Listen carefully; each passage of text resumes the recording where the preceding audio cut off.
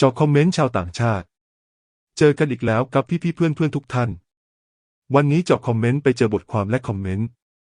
ของชาวต่างชาติจึงได้ทำการแปลมาให้พี่เพื่อนได้ฟังกันเราลองไปฟังกันดูครับ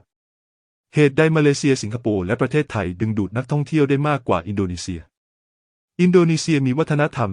ที่อุดมสมบูรณ์กว่ามากความหลากหลายด้านอาหารตลอดจนสิ่งมหัศจรรย์ทางธรรมชาติที่ดีกว่ามากแล้วทำไมถึงดึงดูดนักท่องเที่ยวได้น้อยกว่าประเทศที่ว่ามาจำนวนนักท่องเที่ยวที่มาเยือนประเทศอาจได้รับอิทธิพลจากปัจจัยหลายประการนอกเหนือจากความร่ำรวยของวัฒนธรรมความหลากหลายของอาหารและสถานที่ท่องเที่ยวทางธรรมชาติต่อไปนี้คือสาเหตุบางประการที่ประเทศไทยสิงคโปร์และมาเลเซียอาจดึงดูดนักท่องเที่ยวได้มากกว่าอินโดนีเซีย 1. การพัฒนาโครงสร้างพื้นฐานและการท่องเที่ยวประเทศไทยสิงคโปร์และมาเลเซียลงทุนอย่างมากในโครงสร้างพื้นฐานด้านการท่องเที่ยวรวมถึงเครือข่ายการคมนาคมตัวเลือกที่พักและสิ่งอำนวยความสะดวกด้านการท่องเที่ยวทำให้นักท่องเที่ยวสามารถเดินทางและสำรวจประเทศเหล่านี้ได้ง่ายขึ้น 2. ง่ายต่อการเดินทางประเทศไทยสิงคโปร์และมาเลเซียมีชื่อเสียงในด้านอุตสาหกรรมการท่องเที่ยวที่ได้รับการพัฒนาอย่างดีโดยมีกระบวนการขอวีซ่าที่มีประสิทธิภาพการเชื่อมต่อที่ดีและมีชื่อเสียงในด้านจุดหมายปลายทางที่ปลอดภัยและเป็นมิตรกับนักท่องเที่ยวสิ่งนี้สามารถทำให้พวกเขาดึงดูดนักท่องเที่ยวได้มากขึ้นโดยเฉพาะนักเดินทางครั้งแรก 3. การตลาดและการส่งเสริมการขายประเทศเหล่านี้ส่งเสริมตนเองในฐานะจุดหมายปลายทางการท่องเที่ยวอย่างแข่งขันผ่านแคมเปญการตลาดที่ตรงเป้าหมายการเข้าร่วมงานแสดงการท่องเที่ยวระหว่างประเทศและความร่วมมือกับสายการบินและตัวแทนการท่องเที่ยวทัศนวิสัยที่เพิ่มขึ้นนี้สามารถดึงดูดนักท่องเที่ยวได้มากขึ้น 4. การรับรู้และชื่อเสียงประเทศไทยสิงคโปร์และมาเลเซียได้สร้างชื่อเสียงที่แข็งแกร่งในฐานะสถานที่ท่องเที่ยวยอดนิยมในช่วงหลายปีที่ผ่านมาการบอกเล่าปากต่อปากในเชิงบวกการรายงานข่าวของสื่อและบทวิจารณ์เกี่ยวกับการเดินทางสามารถมีส่วนทำให้นักท่องเที่ยวมองว่าประเทศนี้มีความน่าดึงดูดใจ 5. ข้อเสนอที่หลากหลายแม้ว่าอินโดนีเซียจะมีมรดกทางวัฒนธรรมอันมั่งคั่งความหลากหลายด้านอาหารและภูมิทัศน์ทางธรรมชาติที่สวยงามแต่ประเทศไทยสิงคโปร์และมาเลเซียก็มีสถานที่ท่องเที่ยวที่หลากหลาย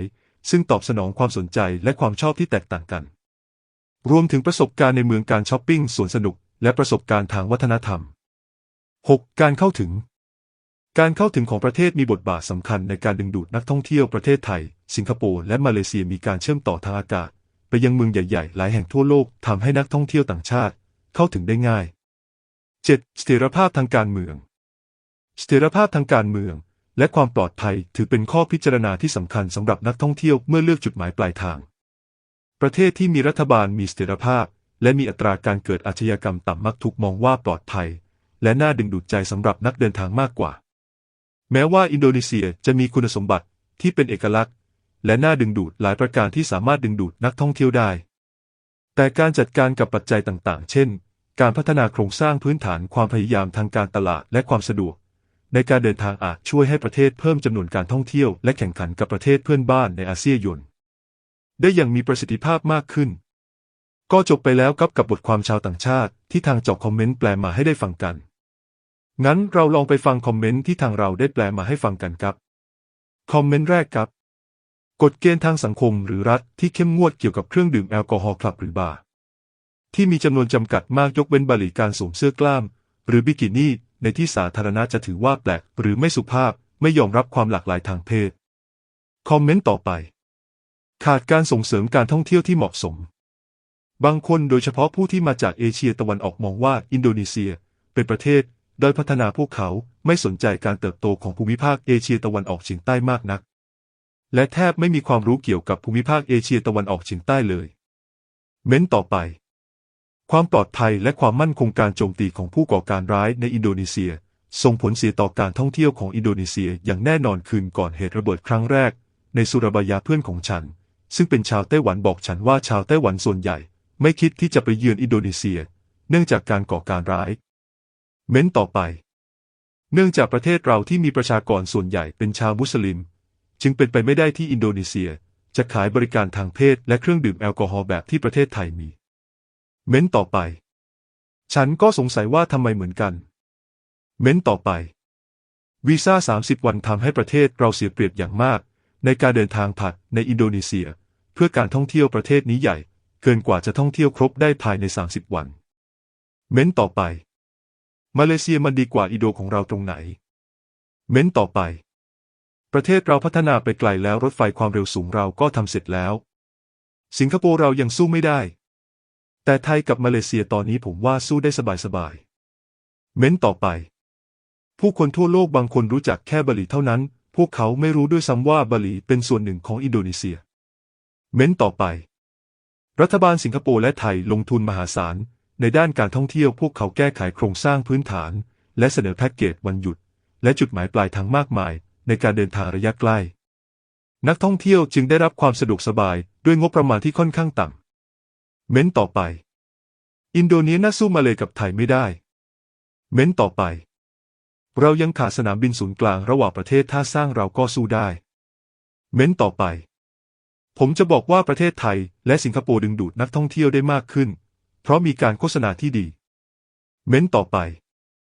สนามบินอินโดนีเซียมีเที่ยวบินตรงไม่เพียงพอที่จะเชื่อมต่อกับประเทศสำคัญเช่นจีนญี่ปุ่นสหรัฐอเมริกาเป็นต้น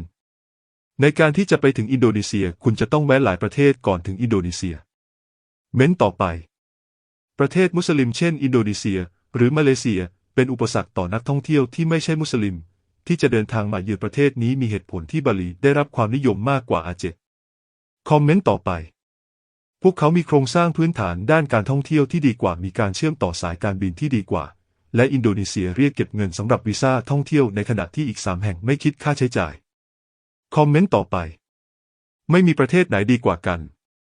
มันขึ้นอยู่กับไลฟ์สไตล์ของคุณอายุเท่าไหร่สภาพอากาศแบบไหนความชอบด้านอาหารและรายได้รวมถึงปัจจัยอื่นๆเม้นต่อไปอินโดนีเซียมีความหลากหลายทางวัฒนธรรมมากกว่าเมื่อพิจารณาจากขนาดพื้นที่ทางภูมิศาสตร์เมื่อเปรียบเทียบกับมาเลเซียสิงคโปร์และไทยเม้นต่อไปประเทศไทยดึงดูดนักท่องเที่ยวมากขึ้นเพราะประเทศนี้เป็นที่รู้จักกันดีในเรื่องการท่องเที่ยวทางเพศและการค้าประเวณีนักท่องเที่ยวได้รับอิสระมากขึ้นที่นี่อีกด้านหนึ่งของกรุงเทพเป็นเมืองที่น่าไปสังสรรค์เม้นต่อไปทั่วอินโดนีเซียเป็นสถานที่ที่ปลอดภัยในการเยี่ยมชมเม้นต่อไปโดยส่วนตัวแล้วคุณอาจคิดว่าอินโดนีเซียมีวัฒนธรรม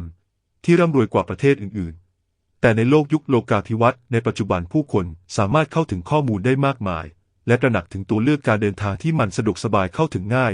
และมีความหลากหลายมากกว่าเม้นต่อไปสิงคโปร์อัตราอาชญากรรมต่ำที่สุดในเอเชียอาชญากรรมรุนแรงต่อหัวต่ำที่สุดเม้นต่อไปฉันขอแนะนำให้คุณไปเที่ยวประเทศเหล่านั้นอย่างน้อย1 ครั้งและสัมผัสประสบการณ์ว่าประเทศเหล่านี้มีความเหมือนและแตกต่างอย่างไรจากนั้นคุณจะรู้เป็นการส่วนตัวว่าสถานที่ไหนดีกว่าสำหรับคุณคอมเมนต์สุดท้ายแล้วครับหากคุณมีเงินเพียงพอแน่นอนว่าสิงคโปร์ไม่อย่างนั้นก็ไปประเทศไทยคงดีที่สุดแล้วก็จบไปแล้วครับกับบทความและคอมเมนต์ของชาวต่างชาติเป็นยังไงบ้างครับหวังว่าจะรับฟังกันด้วยความสนุกครับสุดท้ายผิดพลาดประการใดต้องกราบขออภัยมาณที่นี้ครับขอบคุณและสวัสดีครับ